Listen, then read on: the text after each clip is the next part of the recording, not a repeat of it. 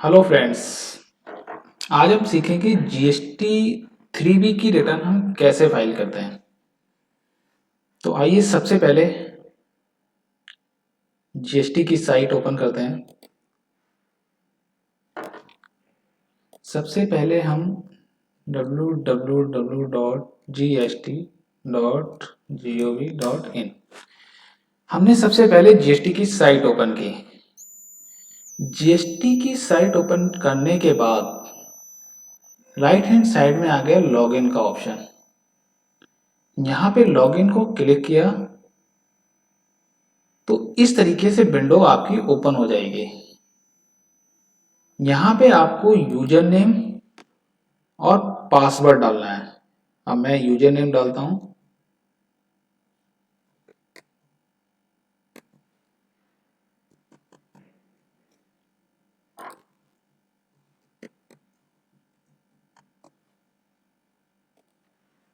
यहाँ पे captcha,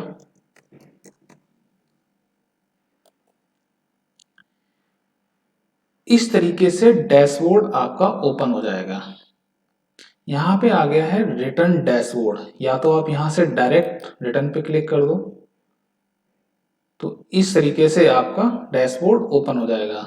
otherwise आप यहाँ पे सर्विस में रिटर्न्स में रिटर्न डैशबोर्ड यहाँ से भी जा सकते हो। यहाँ से जैसे ही हम गए, अब हमें जो रिटर्न फाइल करनी है वो करनी है अक्टूबर मंथ की। तो हमने यहाँ से सिलेक्ट कर लिया अक्टूबर। जब हम अक्टूबर पे सर्च कर दिया, सर्च करने के बाद इस तरीके से ऑप्शन खुल जाएगा। R1 फाइल है और अभी हम फाइल कर रहे हैं GST R3B। तो हमने 3B को क्लिक कर दिया क्योंकि R1 ऑलरेडी फाइल है। तो हम जो अभी फाइल कर रहे हैं वो है 3B। तो वी ओपन 3B को जब हम ओपन किया तो यहाँ पे आपके पास यस और नो ये पूछ रहा है कि नील फॉर्म GSTR3, क्या आप GST3 की जो रिटर्न है नील फाइल करना चाहते हो। तो यस और नो का ऑप्शन दिया तो हमने नो पे टिक कर दिया कि हमें डिटेल्स के साथ फाइल करनी है। हमने उसको ओके किया। तो ओके करने के बाद इस तरीके से विंडो ओपन हो जाएगी। ये जो 3.1 है tax on outward and reverse charge inward, 3B में जितनी भी डिटेल्स है ये सारी डिटेल्स GST R1 से पिक होके आती है। मीन्स हमें यहाँ पे कोई भी डिटेल नहीं डालनी है। ये सारी जो डिटेल आई है वो GST R1 से होके आई है। ये जो है 3.1 tax on outward and reverse charge, मतलब कि जो सेल्स की आपने इनवॉइस किए हैं या कोई रिवर्स चार्ज है तो वो इस कॉलम में आ गया है।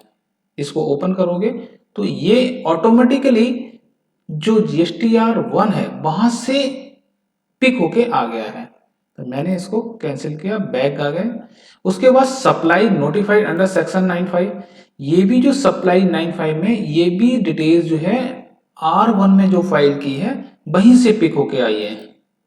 नाउ उसके बाद इंटरस्टेट सप्लाई, मतलब कि एक स्टेट से कहीं दूसरे स्टेट में अगर आपकी सप्लाई है 3.2 में shown in 3.1A and details of interstate supply made to unregistered dealer, मतलब किसी एक स्टेट से दूसरे स्टेट में आपने किसी अनरजिस्टर्ड डीलर को की है तो वो फिगर यहाँ पे आ जाएगी। लेकिन ये सारी फिगर आपकी जो है R1 से होके आएगी।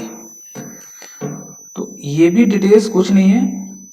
उसके बाद ये आ गया एलिजिबल ITC मतलब हमने जो भी परचेज किया है उसका जो इनपुट है वो यहाँ पे ऑटोमेटिकली आ जाएगा जब सामने वाला पर्सन अपनी GSTR1 फाइल करेगा। तो ये भी आपका ऑटोमेटिकली पिक होके R1 से आ गया है।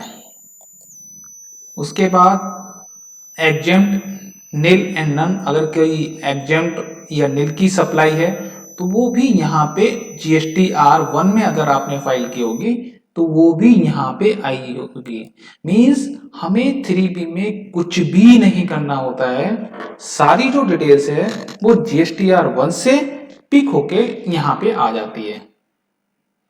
उसके बाद इंटरेस्ट एंड लेट भी, अगर पिछले मंथ की कोई भी रिटर्न अगर लेट फाइल की होगी तो उसकी जो interest and let payment fees है वो यहाँ पे आ जाएगी।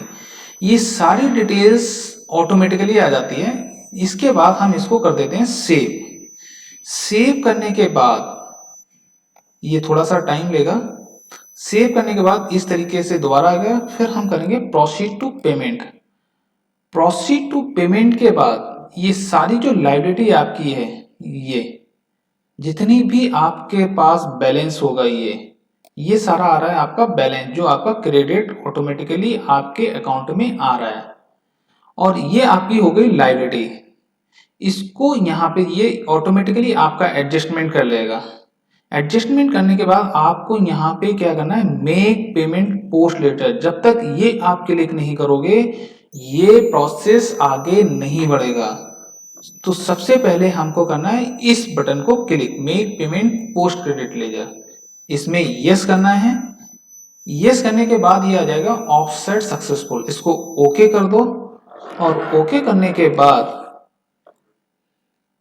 यहां पे आपको दिख जाएगा proceed to file. Proceed to file जब दिख जाएगा तो इसको प्रोसीड टू फाइल पे क्लिक कर दो। क्लिक करने के बाद यहाँ पे वेरिफिकेशन पूछेगा। वेरिफिकेशन के बॉक्स को चेक कर दो और चेक करने के बाद यहाँ पे नाम सिलेक्ट कर लो जो भी होगा, और इसको फाइल GST3 विद EBC जब डाल दोगे यहाँ पे, wait I am checking EBC।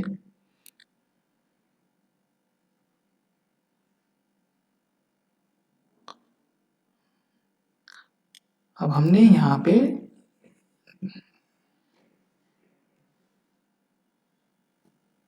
EBC डाल दिया। अब इसको हमने वेरीफाई कर दिया। तो now this return has successful. अब ये सक्सेसफुल रिटर्न फाइल हो गई। अब अगर इसका आपको प्रिंट भी निकालना है तो ये देखो डाउनलोड फाइल GST3B, इसको आप डाउनलोड करोगे,